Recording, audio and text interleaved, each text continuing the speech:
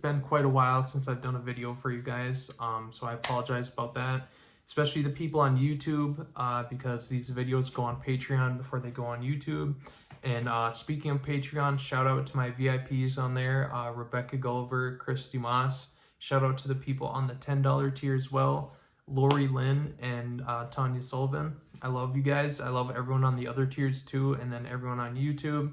Thank you guys so much for running up the ads, commenting, helping the algorithm, helping the engagement. I appreciate it. Even the people who are writing negative comments, thank you for watching and, you know, getting me that ad revenue, and you're helping my algorithm. So please keep those negative comments coming, please. Yeah.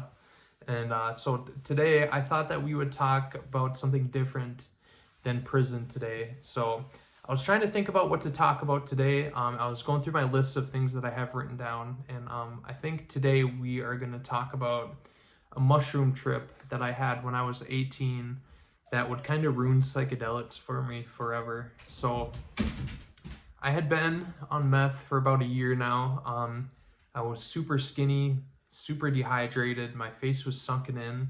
Definitely not the state that you're supposed to be in if you're doing a psychedelic. You should be healthy and your mind should be right. There's no way that your mind can be right when you're on hard drugs. You're not yourself. You're possessed by a demon. And I should have known better. But anyways, so one of my friends, we're going to call him Henry. He had been staying at my house for a couple days. We had been doing, you know, we were getting high. We had been up for a couple days, and someone out of state was bringing us some mushrooms to get rid of. And so we were doing that for a couple days, and then he ended up having to, like, he was getting in a lot of trouble. I think he was still 17 at the time. He was getting into like a lot of trouble at home and school, and he was, you know, he was on drugs, and he had a family member out in, I think, South Dakota that he was going to go stay with to try and get clean from drugs and change his life around and stuff. So, oh, sorry, my animals are going crazy in here. So anyways, he was going to leave, and we were on our last day, like, hanging out together, and we weren't going to see each other for who knows how long. So we decided that we should do some of these mushrooms that we had been getting rid of, right? And turned out to be a horrible idea. And to give you guys some context, I've had lots of experience with psychedelics. I kind of know my limits. And when I'm like normal and healthy, I usually would, back in the day, haven't done mushrooms in a long time, but I would usually eat around an eighth, maybe like 4 grams, and I would be good. That would be like a lot, but for some reason this time I only ate a half eighth, which is 1.75 grams. And I'm glad that I only ate that little amount, but just that little amount and how strong these mushrooms were, they were Amazonian mushrooms. And just because I was so dehydrated and just depleted that there's nothing else digesting in my stomach, because I never ate when I was on drugs. So these mushrooms hit me insanely hard, and we started off, it was at nighttime, and the city that I was the city that I was living in at the time is on this giant hill in Minnesota, and it's overlooking Lake Superior. There's a bunch of cool scenery when you're at the top of the hill. So we were outside during the nighttime, and everything started off really good. It started off really cool. Just looking at all the scenery and the lights and stuff and looking at the lake. It was awesome at first. But then we went inside, and I started feeling more and more weird as the time would go by. And I already knew after a while that I was going to get sent into a bad direction, and boy, was I right. So he goes outside. Someone was out there. He's going to bust a move, whatever. He went outside. And he told me that 2 people jumped across my fence and then jumped him and robbed him. And he came back and his face was all red and stuff. Definitely sent me into a bad mind state, because I didn't know if they were like, if there was people outside, if they were for me, the people that jumped him, if they were looking for me or whatever, because I definitely wasn't a good person. I definitely robbed a lot of people at the time. Definitely had people who were looking to do that to me at the time. So that just put me into a bad mental state already, but that would be nothing compared to what would come within the next couple hours. So started really freaking out, and I called one of my other friends over, this girl that I had been really close with at the time, and I was freaking out, so I asked her to come over because I thought that maybe she would make me feel better. And She comes, and then I just completely lose it and go like full ego death, and I'm not there with them anymore. I'm in a different dimension.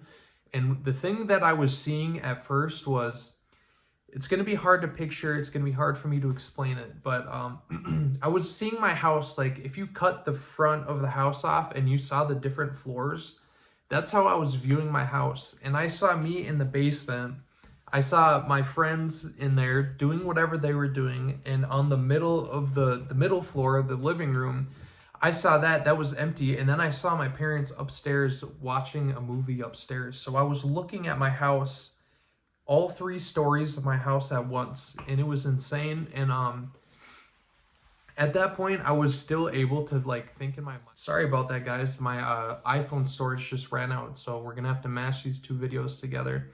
But anyways, like I was talking about, I had seen like all 3 stories of my house at once, and different things were going on simultaneously, which was insane. And I remember like I had a little bit of like will still in my brain to be like, this is insane and I need to go back to normal and this is not real. And then I remember after I was watching the 3 stories of my house, eventually I got sent into this plane of just complete white existence. Everything around me was only white, and I felt like I was stuck there for like an eternity. And then after that was done, I felt like I saw myself sitting on the chair in my parents' living room, and I was like watching myself as if there was like a camera in the corner of the room, and I was watching myself on this couch sitting there, and I was stuck there.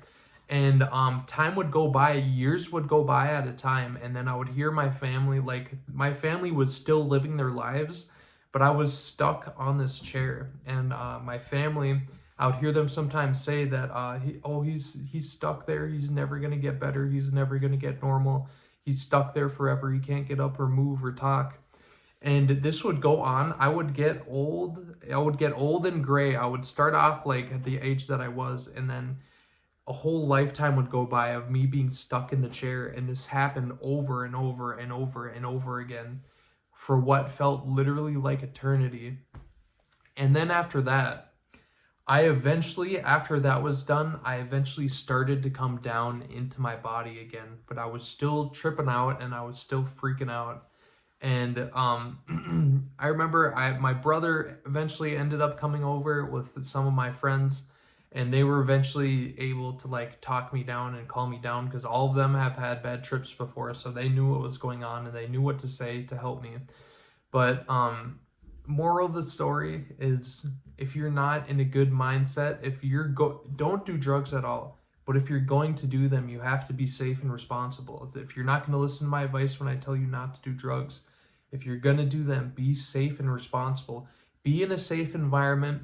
Be healthy up here, not only your body but your mind as well, and surround yourself with at least 1 or 2 trip sitters who will know what to do if you start freaking out.